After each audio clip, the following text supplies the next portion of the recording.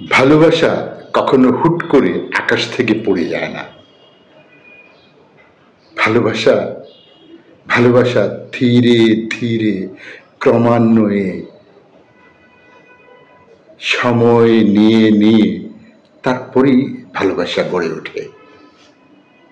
ইদানিং একটা সাইকোলজিক্যাল বিষয়টা খুব মাথা ছাড়া দিয়ে উঠেছে, সেটা হচ্ছে লাভ বম্বিং।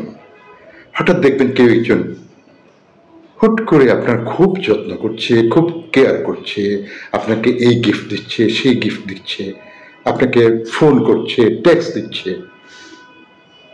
আপনি হঠাৎ করে বলবেন, আরে এতদিন থেকে তো এইরকম একটা মানুষের খোঁজে আমি ছিলাম, পেয়ে গেছি আমি। কিন্তু যখনই আপনি তার দিকে ধাবিত হবেন, তখনই সে এই খেলা খেলবে। সে হুট করে চলে যাবে, সে আপনাকে পাত্তা দেবে না। এইভাবে সে আপনাকে কন্ট্রোল করতে চাইবে। এটার নামই হচ্ছে লাভ বম্বিং। তখন মনে করবেন, কি বিষয়, কি বুঝলাম, আর কি হলো।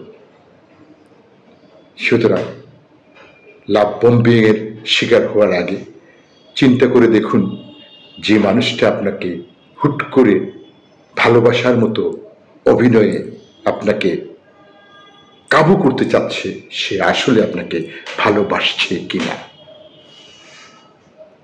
হুট করে লাভ বম্বিং এর শিকার হবেন না।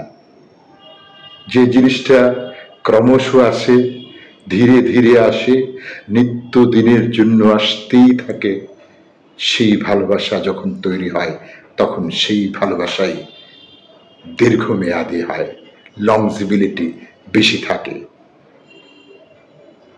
আপনাদেরকে সচেতন করে দিচ্ছি, বর্তমান এই সময়ে খুব অধিক মাত্রায় লাভ বম্বিং এর চর্চা হচ্ছে এবং অনেকেই লাভ বম্বিং এর শিকার হয়ে নিজেকে অসহায় বোধ করছেন।